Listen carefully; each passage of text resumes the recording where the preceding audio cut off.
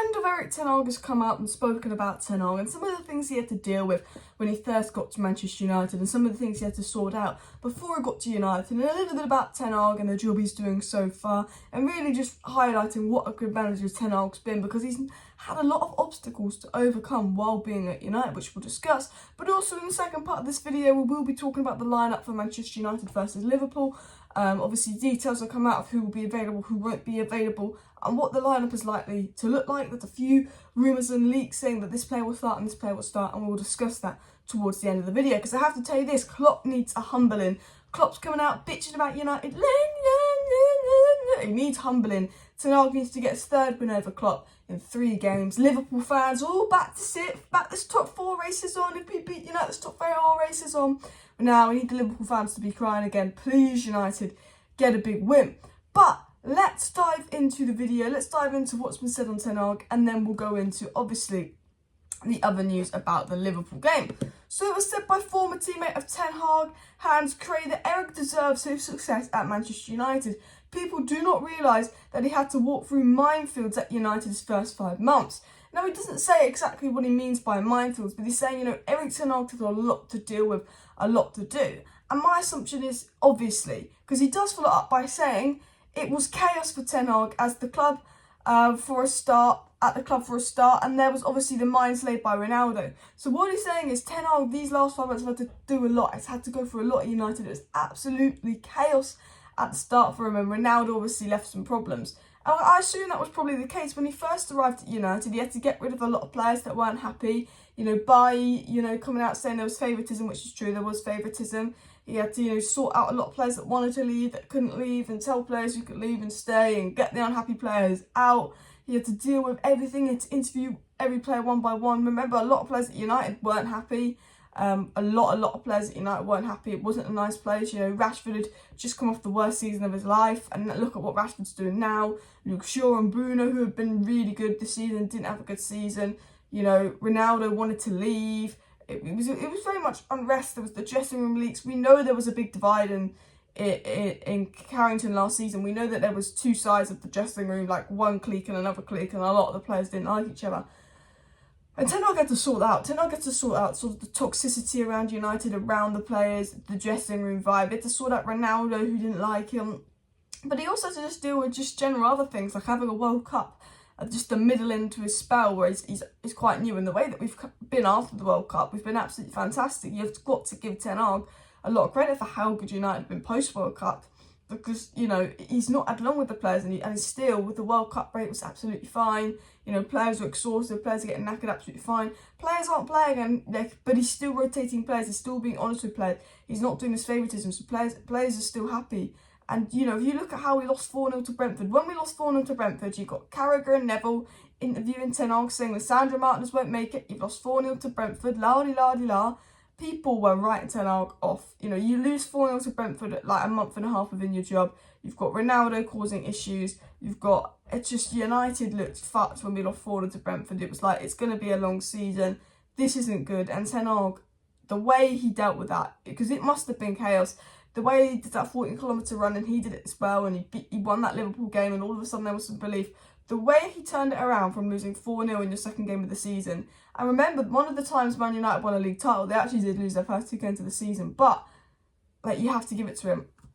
It was said as well, before he took the United job, Hans Cray said that, basically, Erik went to Manchester United because he saw the potential and the challenge. You know what Van Gaal said to Ten Hag, don't you? Erik, it's one big mess at United, don't go there. And I have to say, I think Van Gaal's so bitter towards United. Yes, the United's a mess. Yes, Woodward was probably an absolute twat to Van Gaal, but every time someone wants to go to United, Van Gaal's like, no, don't go there.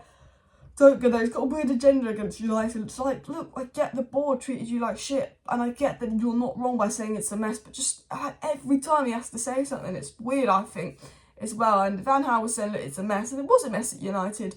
But that's what I like about Ten Hag. He knew this United job wasn't going to be easy. He knew that all the managers before him had failed.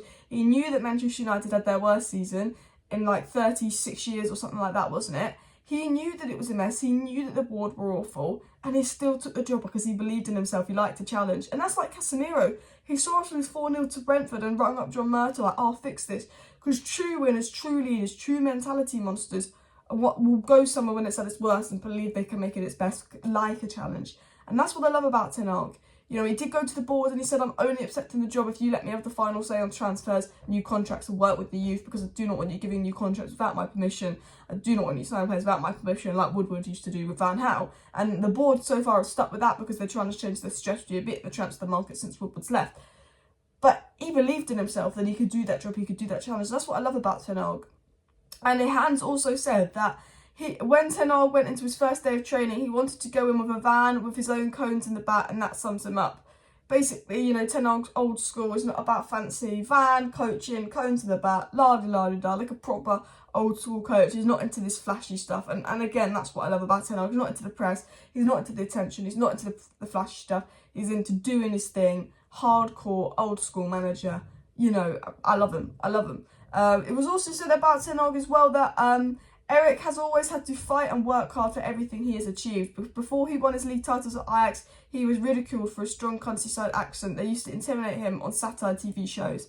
And then he was ridiculed after he lost 4-0 to Brentford, and Sky Sports told him that Sandro Martinez won't make it, and Carragher was trying to tell him he was doing his job wrong. And I think Ten Hag just loves proving people wrong. And it was followed up by another friend of Erik Ten Hag saying, the great thing about Erik is that he never shows any emotion towards his haters. I do not think that it's deep inside. It pushes him to prove everyone wrong. He shuts them all up in the past, and that's what he's doing now. And Erik Ten Hag is all about proving his haters wrong. Because I think, and I don't blame a lot of people really for doubting him after 4-0 Brentford. I wanted Ten Hag, always wanted Ten Hag in. And I thought 4-0 Brentford, oh my God, this is going to be a long season. Yes, he got it wrong. But I said I wanted Ten Hag. I said I believe in Ten Hag. I said it's going to take time. I said that these were the same players that gave us our worst ever season last year. It's the players. And, you know, I said that I believe in Ten Hag. And I always thought he was going to turn it around. And I always thought if he could get the backing, he would.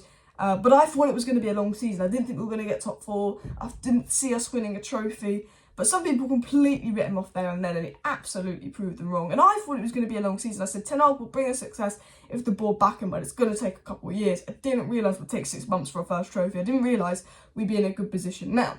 Now, talking of good positions, Manchester United are, you know, nice and easily 3rd place. Liverpool climbing up to 6th, but we want to poke them down the table. Manchester United versus Liverpool. How should Manchester United line up? Well, David De Gea will play in goal. I believe that Wan-Bissaka will play right back for this game over Dalot. I think that Wan-Bissaka was also the one kind of rested, so that would make you think Wan-Bissaka would play.